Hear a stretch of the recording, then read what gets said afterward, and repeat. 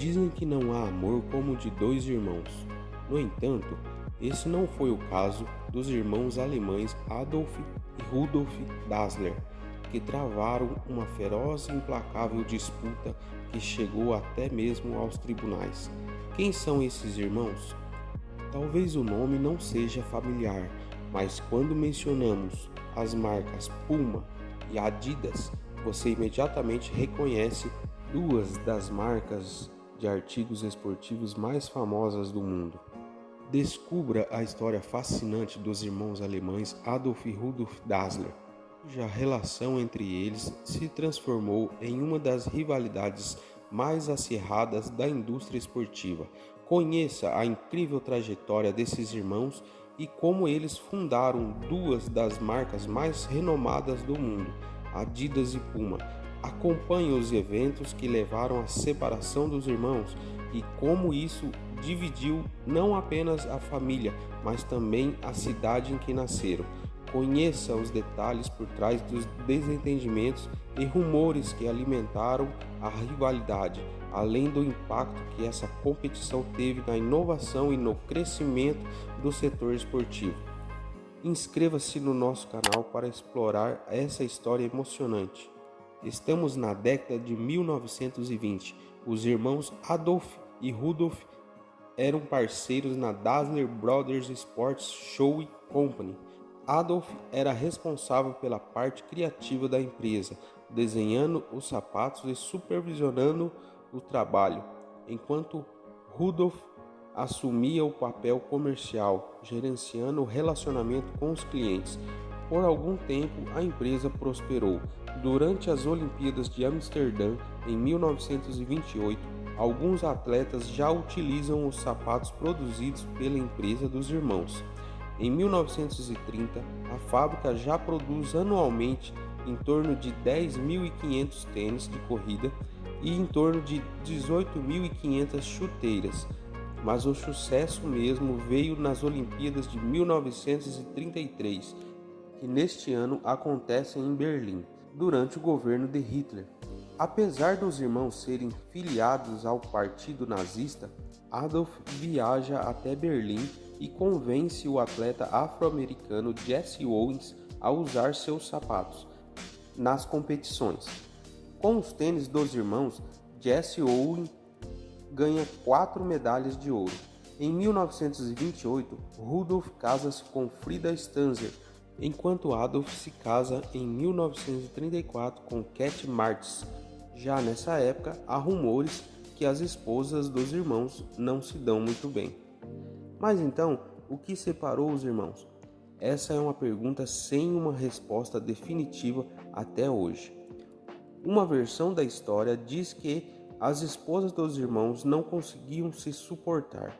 Outra versão, mais escandalosa, revela que Rude teve um caso com a cunhada, esposa de seu irmão. Já outra versão conta que ocorreu um incidente durante um ataque aéreo dos aliados. Adi e sua esposa teriam procurado abrigo em um abrigo antiaéreo já ocupado por Rude e sua família. Dizem que Adi supostamente disse: "Os bastardos sujos estão de volta", referindo-se aos aviões, mas Rude interpretou como uma referência a ele e sua família. Em 1943, Rudolf é convocado para a guerra, mas Adolf não. Rude fica bravo, teme por sua posição na empresa e acredita que Adi e sua esposa Cat, usando dos seus contatos políticos, tenham influenciado para somente um dos irmãos fosse convocado. Em janeiro de 1945, Rudolf então foge do Exército Vermelho e retorna para sua cidade natal. Mas em abril deste mesmo ano, ele é preso pela Gestapo, acusado de deserção. Com a liberação da Alemanha pelos aliados, ele então é solto. Entretanto, em julho deste mesmo ano, 1945, ele é preso novamente, desta vez por soldados americanos, sob acusação de espionagem. Os americanos teriam dito que foi uma denúncia vinda do seu círculo mais próximo. Rude mais uma vez desconfia de seu irmão e cunhada. Após quase um ano de prisão, Rude é liberado. A partir desse momento, a separação tornou-se permanente e os desentendimentos se tornaram mais frequentes. A briga dos irmãos criou duas das maiores marcas do mundo, Adolf com Adidas e Rudolf e sua poderosa Puma. Naturalmente, a trajetória das duas companhias é parecida.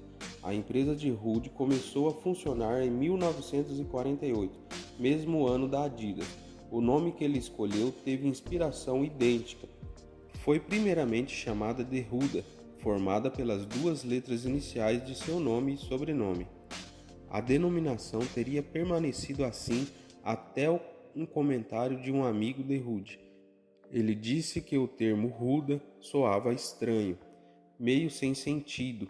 Rudolf concordou e resolveu mudar a marca para Puma, uma palavra com som bastante parecido e que ainda tinha a vantagem de se referir a um símbolo felino nativo do continente americano.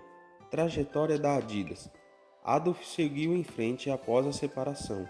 Enquanto estava à frente da Adidas, sempre buscou o modelo perfeito de chuteiras, tênis e bolas, até seu falecimento em 1978.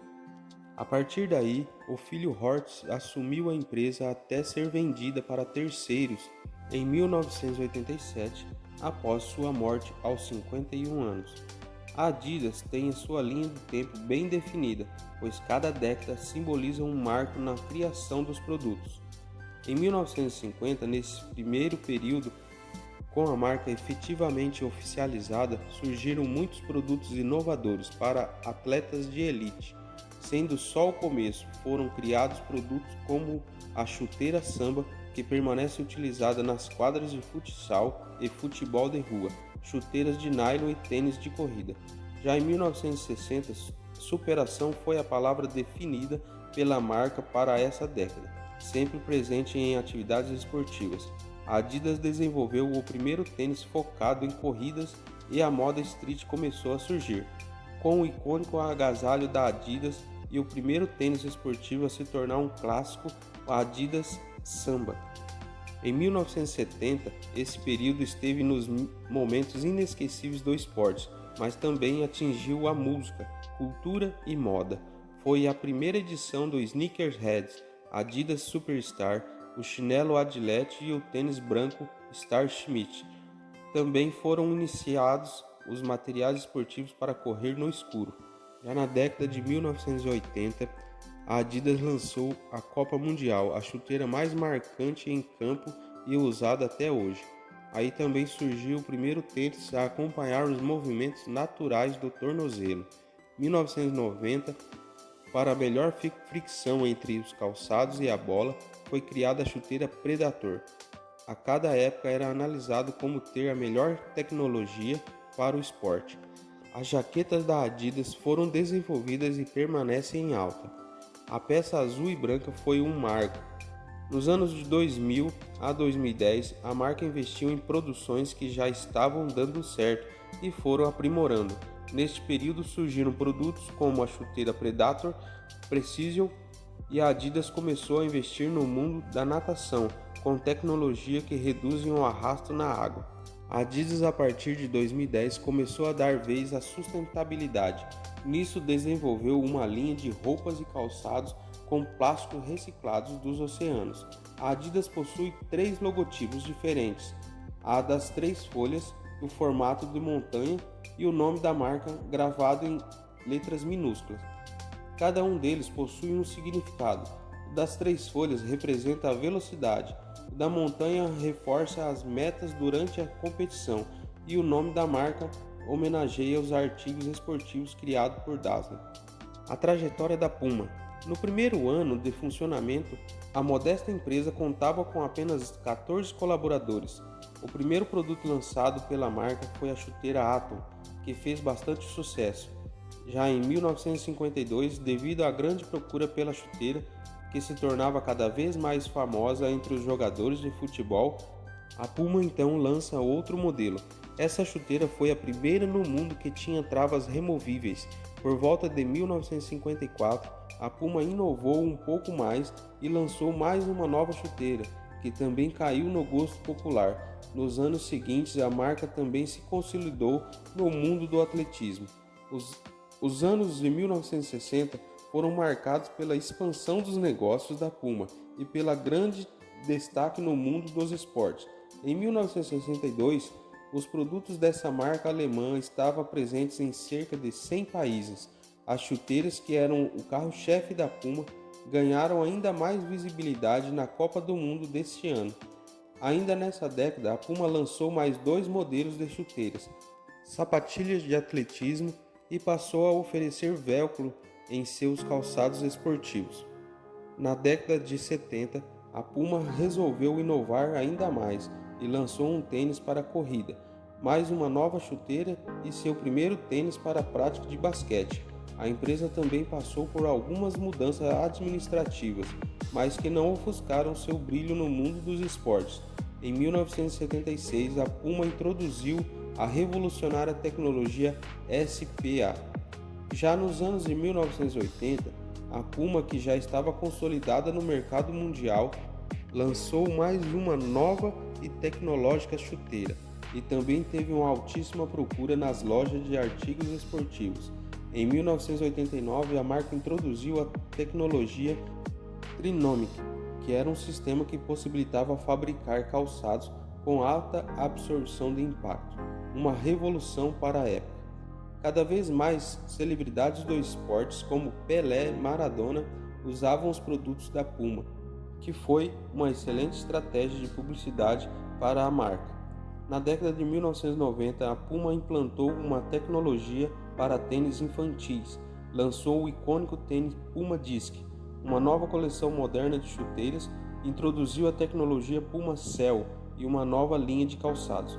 Todos esses produtos conquistaram milhares de clientes pelo mundo, mas por incrível que pareça, a Puma atravessou uma grave crise financeira entre 1991 e 1993, com dívidas que ultrapassavam os 100 milhões de dólares, mas depois de algum tempo a marca conseguiu dar a volta por cima e gerar mais lucro do que prejuízo. Foi um período complicado para a Puma, que quase decretou falência. Depois de passar um delicado e turbulento período em sua história, os anos 2000 foram marcados por mais lançamentos da Puma, uma linha de calçados à prova de fogo para pilotos profissionais, mais uma coleção de chuteiras e bolas para os praticantes de futebol e uma nova linha de calçados foram as novidades de 2005.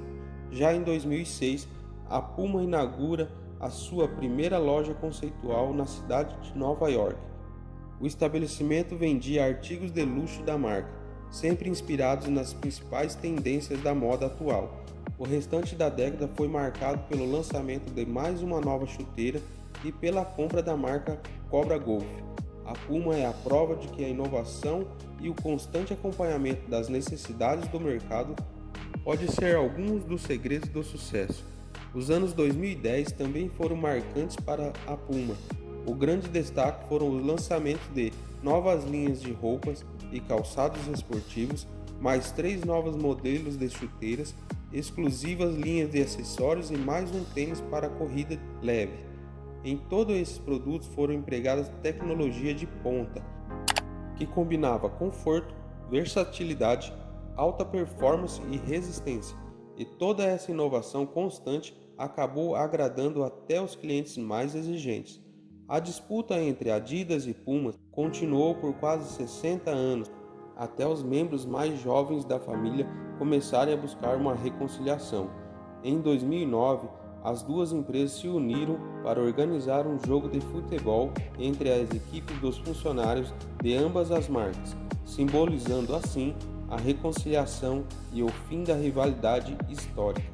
Quando os irmãos Dassler morreram na década de 1970, foram enterrados no mesmo cemitério, mas nas extremidades opostas do terreno. Uma vez mais, os rumores e lendas sobre a família ressurgem de uma possível reconciliação dos irmãos antes de morrer. Há quem acredite que os irmãos se encontraram em segredo ao longo da suposta rivalidade, mantendo-se longe do público para não prejudicarem de forma alguma os negócios. Há ainda quem acredite que os irmãos não eram rivais, apenas bons atores com estratégias, com um espírito de marketing aguçado. Embora a rivalidade entre Adidas e Puma tenha sido marcada por brigas familiares, ela também é um exemplo de como a competição pode impulsionar a inovação e o crescimento em um setor. Hoje, tanto a Adidas quanto a Puma são marcas globalmente reconhecidas e líderes na indústria de artigos esportivos. A história dos irmãos Dassler e sua rivalidade duradoura são um lembrete de que, mesmo entre irmãos, a competição e o desentendimento podem surgir, mas o que importa mesmo é como as pessoas lidam com essas diferenças e encontram uma maneira de seguir em frente.